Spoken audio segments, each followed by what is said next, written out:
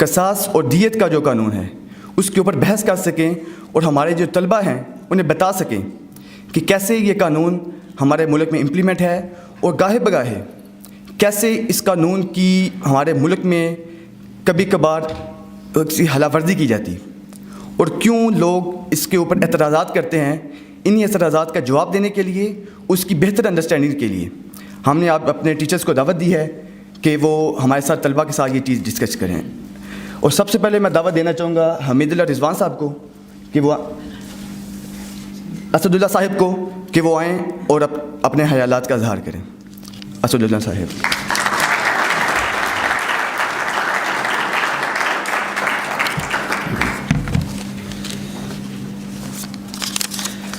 بسم اللہ الرحمن الرحیم، الحمد للہ رب العالمین، والصلاة والسلام علی اشرف الانبیاء والمرسلین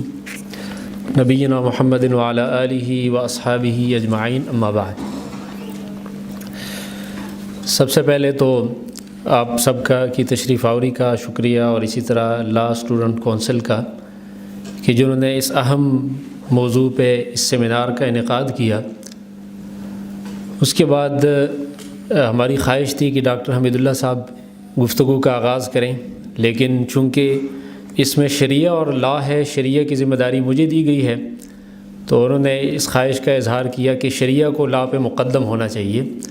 اس سے سب سے پہلے ہم اس میں شریعہ کے پرسپیکٹو سے کچھ گفتگو کریں گے، اس کے بعد ڈاکٹر حمید اللہ صاحب پاکستانی قانون کے تناظر میں اس پر گفتگو کریں گے۔ بنیادی بات جو سمجھنے کی ہے وہ یہ ہے کہ اللہ تعالیٰ نے جب انسان کو اس زمین پر اپنا خلیفہ بنایا تو اس وقت جو طبقے یہاں پر رہ رہے تھے جن میں خلافت کا استحقاق ہو سکتا تھا، اس میں ایک طبقہ فرشتوں کا تھا، ایک جنات کا تھا اور ایک انسانوں کا تھا۔ فرشتوں کو خلیفہ اس لیے نہیں بنایا گیا کہ ان کے اندر شر کا مادہ نہیں ہے، صرف خیر کا مادہ ہے، اس لیے ان کو خلیفہ نہیں بنایا گیا۔ ایسے کسی شخصیت کو خلیفہ بنانا اللہ تعالیٰ کو مقصود تھا جس میں خیر اور شر دونوں کا پہلو ہو۔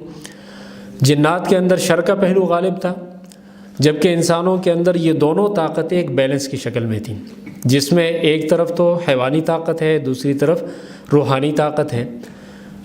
اب جب انسانوں کا معاشرہ بسایا گیا تو لازمی بات ہے کہ انسانوں کے آپس میں کچھ تنازعات آئیں گے، جھگڑے پیش آئیں گے، فسادات رونما ہوں گے۔ اب اس کو ختم کرنے کا طریقہ کیا ہے؟ تو اس کے لیے لازمی بات ہے کہ کسی سزا کا ہونا ضروری ہے۔ اب جب سزا کا ہونا ضروری ہے تو یہاں پر دو چیزیں ہیں۔ ایک مثال سے میں آپ کو سمجھاتا ہوں۔ اگر میرے پاس کوئی گاڑی ہے، کوئی آدمی آ کر اس گاڑی کو آگ لگا دیں، تو اس گاڑی کے ساتھ میری پرسنل اٹیچمنٹ اس طرح نہیں ہے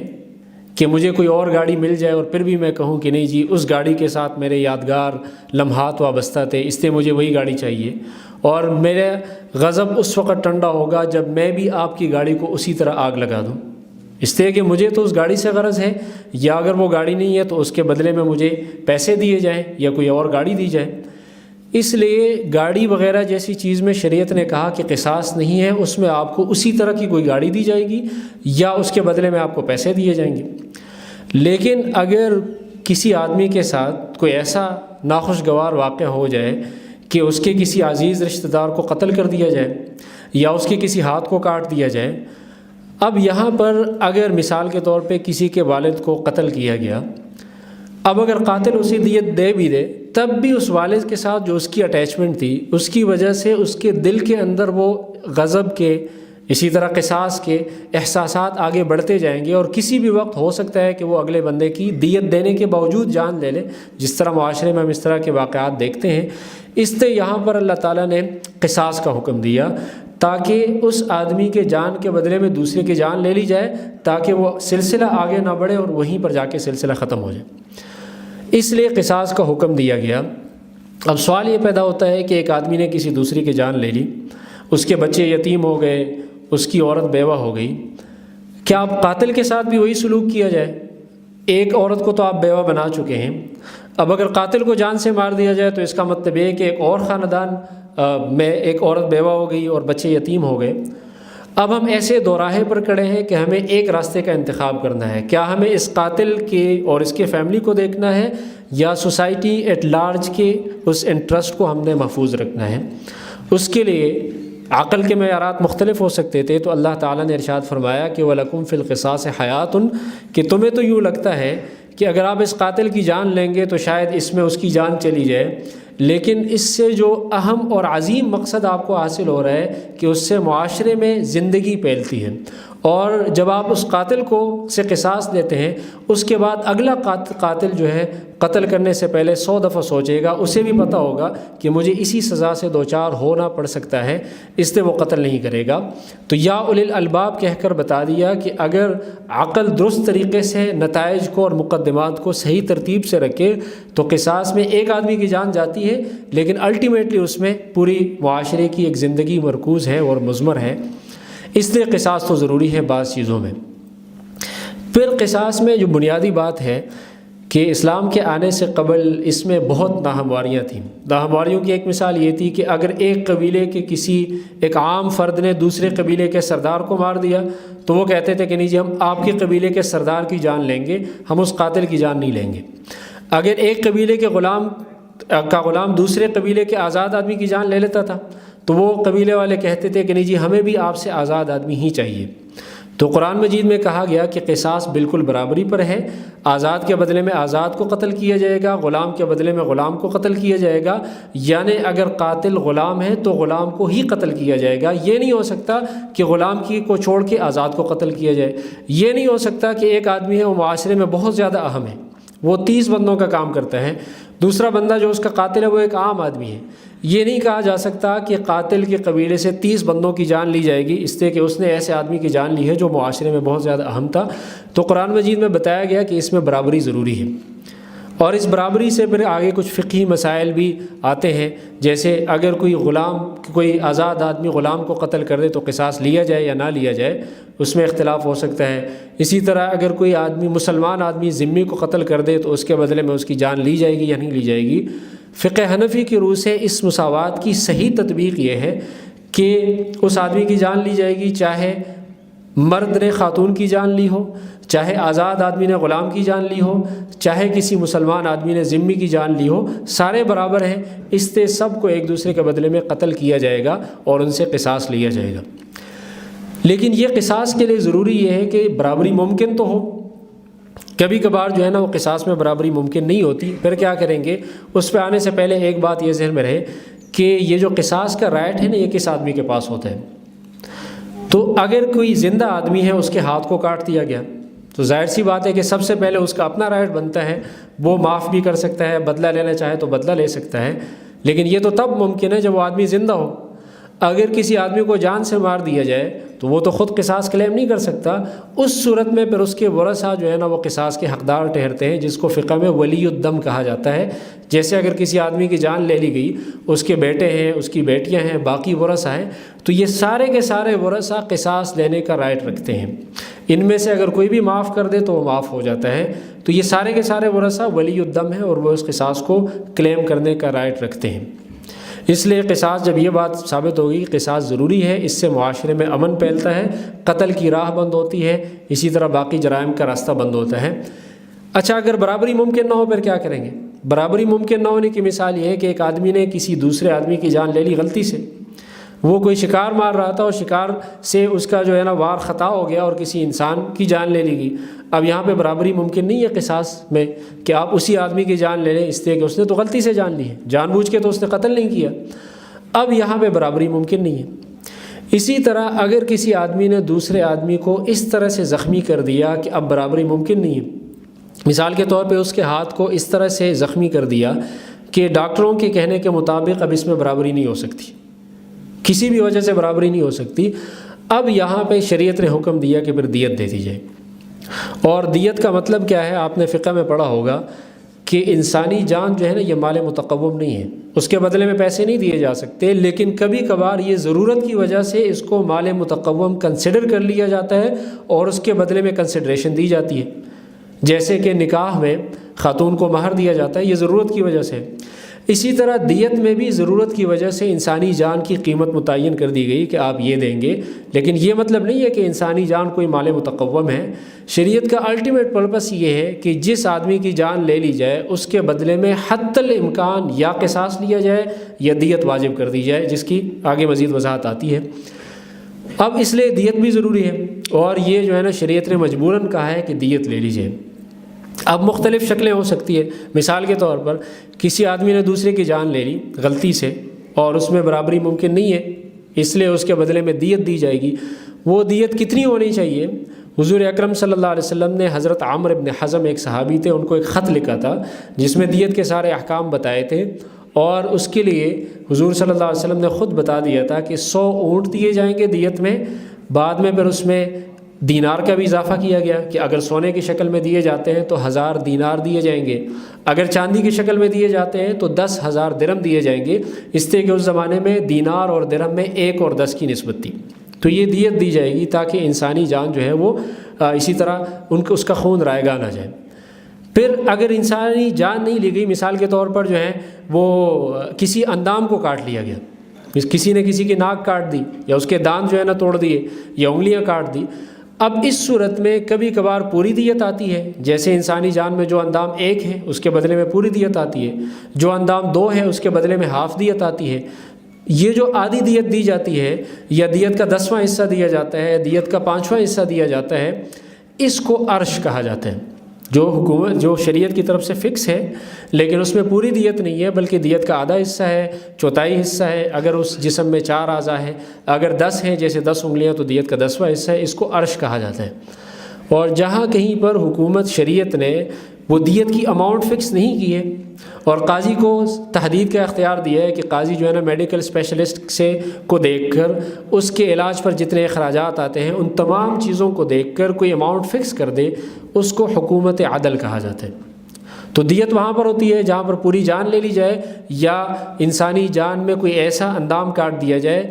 جس میں برابری ممکن نہیں ہے اور وہ جسم میں ایک ہی ہے، تو اس میں دیت آتی ہے۔ اور دیت کا جو آدھا، چوتھائی یا 10واں حصہ ہے اس کو عرش کہا جاتا ہے۔ جہاں پہ دیت فکس نہیں ہے اور قاضی اس کو فکس کرتا ہے اس کو حکومت عدل کہا جاتا ہے۔ اور جہاں کہیں پر قصاص ہو تو قصاص میں دیت نہیں ہوتی، جب قتل عمد میں تو دیت نہیں ہوتی، اس میں تو قصاص ہے۔ تو اگر قاتل نے اور مقتول کے ورثاء نے آپس میں صلح کر لیا اور کہہ دیا کہ ہم قصاص نہیں لیتے، آپ ہمیں پیسے دے دیں، تو یہ تو صلح ہے۔ تو صلح میں پھر کسی بھی اماؤنٹ پر صلح ہو سکتی ہے، دیت کے مقدار پر بھی صلح ہو سکتی ہے، دیت سے کم پر بھی ہو سکتی ہے، دیت سے زیادہ پر بھی ہو سکتی ہے۔ اس لیے اگر دیت کے مقدار سے کم یا زیادہ پر صلح ہو جائے تو اس کو بدل الصلح کہا جاتا ہے، اس لیے کہ یہاں پر شریعت نے اس کو فکس نہیں کیا بلکہ یہ قاتل اور مقتول کے ورثاء کے درمیان چھوڑ دیا گیا کہ وہ اس کو کس طرح سے اس کے لیے کون سا اماؤنٹ فکس کرتے ہیں۔ تو اس لیے ان مختلف صورتوں میں یہ جو دیت دی جاتی ہے اس کی وجہ یہ ہے کہ چونکہ قصاص تو لیا نہیں جا سکتا تو کم از کم اتنا تو کر دیا جائے کہ دیت دے دی جائے۔ اس دیت کے ذریعے 2 مقصد ہیں، جیسے میں نے آپ سے عرض کیا۔ پہلا مقصد یہ ہے کہ کسی انسانی جان کا خون رائگاں نہ چلا جائے۔ دوسرا مقصد یہ ہے کہ وہ جو آدمی فوت ہوا ہے اس کے آگے پیچھے بچے ہیں، اس کے بیوہ ہیں، کم از کم ان کے ساتھ کچھ امداد ہو سکے۔ اچھا، جب امداد ہم نے کرنی ہے پھر اس میں ایک اور مسئلہ آتا ہے۔ مسئلہ یہ آتا ہے کہ مثال کے طور پر اگر آپ نے 10,000 درہم کا حساب لگاتے ہوئے 40 لاکھ یا کم یا زیادہ کوئی بھی اماؤنٹ پاکستانی حساب سے آپ نے قاتل کے ذمہ ڈال دی کہ آپ اتنے پیسے دیں گے،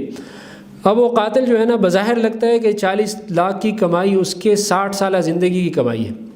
پھر کیا کریں گے؟ اگلا بندہ انتظار تو نہیں کرے گا۔ یہ بھی تو نہیں کہا جا سکتا کہ اس کے ساری پراپرٹی بیچ دی جائے، ہو سکتا ہے اس کی پراپرٹی ساری ہو ہی 2 لاکھ کی۔ تو یہاں پر شریعت نے ایک اور تصور دیا جس کو عاقلہ کا تصور کہا جاتا ہے۔ عاقلہ کا مقصد یہ ہے کہ جب بھی کوئی انسان کوئی جرم کرتا ہے اسے پتہ ہوتا ہے کہ بیک اینڈ پر میرے ساتھ میری حمایت میں کچھ لوگ ہوتے ہیں، جیسے کمیونٹیز ہوتی ہیں۔ جیسے آپ کو سب سے زیادہ علم ہوگا کہ جب وکیل کسی پولیس کو کوئی دھمکی دیتا ہے تو اس کا مقصد یہ ہوتا ہے کہ یہ پولیس والا جب کچہری میں آئے گا تو وہاں پر سارے کالے کوٹ والے ہوں گے، تو ان کے حمایت کے زام میں آ کے وہ اس طرح کی حرکت کرتا ہے۔ اسی طرح کوئی اور کمیونٹی ہوتی ہے یا جو ہے نا پولیس والے ہیں یا ڈرائیورز ہیں، جب وہ کوئی جرم کرتے ہیں یا کوئی آدمی ہوتا ہے جس کا خاندان بہت بڑا ہوتا ہے، وہ اپنے خاندان کی حمایت کے زام میں جرم کرتا ہے، تو یہاں پر شریعت کے دو مقصد ہیں. پہلا مقصد تو یہ ہے کہ اگر وہ قاتل پیسے نہیں دے سکتا تو اس کے ساتھ امداد باہمی کے طور پر باقی لوگ اس دیت کی ادائیگی میں شریک ہو جائیں. دوسرا مقصد یہ کہ جن لوگوں کے حمایت کے الزام میں اس نے یہ جرم کیا تھا ان کو بھی کچھ نہ کچھ سزا دی جائے، لیکن وہ سزا بہت توڑی ہے، اس لیے کہ اس دیت کو 3 سال پہ تقسیم کیا جاتا ہے، پورے اس کمیونٹی پہ تقسیم کیا جاتا ہے، اور وہ کمیونٹی رشتہ داروں کی بھی ہو سکتی ہے، جس کمیونٹی سے آپ کا تعلق ہے، جہاں پر آپ جاب کرتے ہیں وہ بھی ہو سکتا ہے. حضرت عمر رضی اللہ عنہ کے زمانے میں آپ کو علم ہوگا کہ انہوں نے وظائف کے لیے کچھ رجسٹر مرتب کیے تھے جس کو دیوان کہا جاتا تھا. تو حضرت عمر رضی اللہ عنہ نے اہل الدیوان کو عاقلہ بنایا کہ یہ جن کو وظیفہ دیا جاتا ہے ان سب پہ ایک کلیکٹیو دیت لائی جائے گی. اور اس کا ایک فائدہ یہ بھی ہوتا ہے کہ جب یہ قاتل باہر جائے گا اور ہر بندہ جب اس کے ساتھ دیت میں تعاون کرے گا تو وہ ہر دفعہ قاتل کو کہے گا کہ تمہاری وجہ سے اس مصیبت میں ہم آ پڑے ہیں. تو اس وجہ سے قاتل بھی آہستہ آہستہ وہ جو اپنے جرم پر اتنا پشیمان ہوگا کہ وہ آئندہ اس طرح کا جرم نہیں کر سکے گا. تو قاتل کے ساتھ کچھ نہ کچھ مدد کے لیے، ان لوگوں کو حمایت کی ایک طرح سے سزا دینے کے لیے، اور قاتل کو مزید پشیمان کرنے کے لیے یہ کہا گیا کہ عاقلہ پر دیت واجب کر دی جائے، جو کہ اس کی کمیونٹی بھی ہو سکتی ہے اور جو ہے اس کے رشتہ دار وغیرہ بھی ہو سکتے ہیں. اس صورت میں عاقلہ کا کنسیپٹ آ جاتا ہے. پھر ایک اور اہم بات اس میں یہ کہ کبھی کبھار کوئی بندہ قتل ہو جاتا ہے، اس کا قاتل معلوم نہیں ہوتا. اب کیا کریں؟ شریعت کا جیسے میں نے بتایا کہ سب سے زیادہ کوشش یہ ہوتی ہے کہ نمبر 1 قاتل پکڑ لیا جائے، نمبر 2 کم از کم دیت واجب کر دی جائے. اب مثال کے طور پر ایک محلہ ہے اور وہاں پہ رات کو کوئی آدمی قتل کر کے اس مقتول کی لاش وہاں پہ چھوڑ کے چلا گیا اور صبح پتہ نہیں چلا کہ اس کو کس نے قتل کیا. اب ہمارے پاس تو کوئی اس کے قاتل کو پکڑنے کا ذریعہ نہیں ہے، تو اب شریعت نے اس کے لیے ایک اور کنسیپٹ بتا دیا جس کو کہا جاتا ہے قسامت. اور قسامت کا مطلب یہ ہے کہ اسی محلے یا اسی سوسائٹی میں سے 50 ایسے لوگوں کا انتخاب کیا جائے گا، اگر زیادہ ہو تو 50 لوگوں کا انتخاب کیا جائے گا، اور قاضی ان کو کہے گا کہ آپ قسم کھا لیں کہ نہ ہم نے اس کو قتل کیا ہے نہ ہمیں اس کا قاتل معلوم ہے. اس طریقے سے شاید ایک آدمی جھوٹی قسم کھا لے گا، 50 آدمی ہوں گے، کوئی نہ کوئی تو قاتل کے بارے میں بتا دے گا کہ فلاں آدمی نے قتل کیا ہے. اس طریقے سے پہلی کوشش یہ ہوگی کہ قاتل کو پکڑ لیا جائے. اگر ان میں سے کسی نے بتا دیا کہ فلاں نے قتل کیا ہے اور شرعی شہادت سے ثابت ہو گیا کہ اس نے قتل کیا ہے، تو اس کو کے اوپر قتل کی سزا نافذ کر دی جائے گی، چاہے وہ قصاص ہو چاہے وہ دیت ہو اگر قتل خطا ہے. اگر سب نے قسم کھا لی کہ جی ہمیں اس کا قاتل معلوم نہیں ہے، اب ہم قصاص تو لے نہیں سکتے، دیت تو واجب کرنی ہے. تو اب دیت کو واجب کرنے کے لیے یہ کہا گیا کہ جس محلے میں اس مقتول کی لاش پائی گئی ہے ان سب پہ دیت کو تقسیم کر دیا جائے. وجہ اس کی یہ ہے کہ یہ لوگ مجرموں کو کا راستہ روکنے میں ناکام رہے. ان کے محلے میں قتل ہوا یا کوئی اور کہیں کسی اور جگہ پہ قتل کر کے یہاں پہ لاش کو چھوڑ گیا اور یہ اس کا راستہ روکنے میں ناکام رہے. اس لیے کسی پر تو دیت واجب کرنی ہے، سب سے زیادہ قرین قیاس یہ ہے کہ انہی لوگوں پر دیت واجب کر دی جائے، تاکہ جو باقی وہ یہ تو نہیں کہا جا سکتا کہ اس آدمی کا خون رائے گاہ چلا گیا، تاکہ اس کے پیچھے رہنے والے فیملی کا اور اس کے بیوہ کے ساتھ ان کے بچوں کے ساتھ کوئی نہ کچھ تعاون ہو جائے. اس لیے اس سے قسامت کا ایک کنسیپٹ آتا ہے کہ یا تو ہم قاتل معلوم کر لیں یا جو ہے نا ان سب لوگوں پہ دیت آ جائے. تو یہاں سے پھر قسامت کا کنسیپٹ آتا ہے. پھر ایک آخری بات کہ ایک اور اہم اعتراض یہ کیا جاتا ہے کہ دیت کے سلسلے میں خاتون اور مرد کی دیت برابر کیوں نہیں ہے؟ حالانکہ انسانی جان کے لحاظ سے تو خاتون اور مرد دونوں کی جانیں عزیز ہیں، دونوں کی جانیں محترم ہیں. ایک کی صورت میں پوری دیت آتی ہے، دوسری کی صورت میں آدھی دیت آتی ہے. اس کی کیا وجہ ہو سکتی ہے؟ تو اس کا جواب جاننے سے پہلے یہ بات ذہن میں رہے کہ جیسے میں نے عرض کیا کہ جب قصاص لیا جائے نا، قصاص تو قصاص میں تو انسانی جان کے بدلے میں انسانی جان ہے. اس میں تو یہ نہیں کہا جا سکتا کہ آدھی انسانی جان لی جائے، بلکہ اس میں تو پوری جان جاتی ہے. دیت کی صورت میں دیت دراصل اس متاثرہ خاندان کا جتنا نقصان ہوا ہے اس نقصان کو فل کرنے کے لیے دیت دی جاتی ہے. اب جتنا نقصان ہوا ہے اس نقصان کے بقدر پیسے دیے جاتے ہیں. اب اس سے قطع نظر کہ جی بچوں کی اپنی ماں سے محبت زیادہ تھی، والد سے محبت کم تھی، والد کے جانے سے جو ہے نا گھر اتنا نہیں اجڑا، والدہ کے جانے سے گھر زیادہ اجڑ گیا، یہ تو احساسات اور جذبات ہیں. لیکن اگر ہم دیکھیں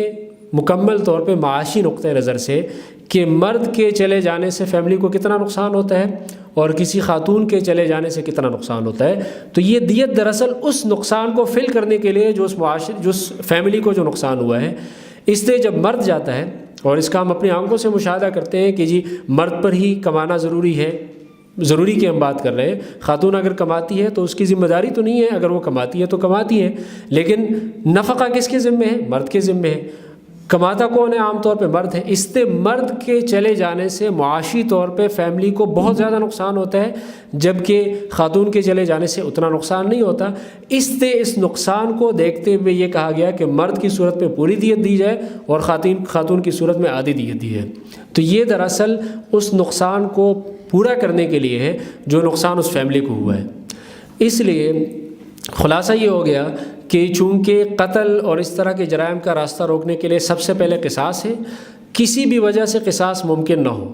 چاہے وہ صلح ہو جائے، چاہے اس میں برابری ممکن نہ ہو، اس صورت میں پھر دیت آتا ہے. اور دیت دراصل کوئی اور تو ہمارے پاس علاج نہیں ہے، اس لیے کہ قصاص تو ہم لے نہیں سکتے، تو کم از کم اتنا کر دیا گیا کہ کوئی پیسے اس کے بدلے میں واجب کر دیے جائے تاکہ وہ متاثرہ فریق کو دیے جائیں یا متاثرہ فریق کے ورثاء کو دے دیے جائے. اس کی تعین میں پھر مختلف شکلیں ہیں، کبھی پوری دیت آتی ہے، کبھی آدھی دیت آتی ہے، کبھی حکومت اس کے پاس، قاضی کے پاس اس کی تعین کا اختیار ہوتا ہے کہ وہ یہ متعین کرے کہ کتنے پیسے دینے چاہیے، اور کبھی اس کو حکومت عدل کہا جاتا ہے. قصاص کے بدلے میں دیا جاتا ہے وہ اس کو بدل الصلح کہا جاتا ہے. تو اس لیے اگر اس قانون کو صحیح طریقے سے اس کا وہ تنفیذ کی جائے تو معاشرے میں قتل بالکل ختم ہو جائیں، یا کم از کم ممکن حد تک تو کم ہو جائیں گے.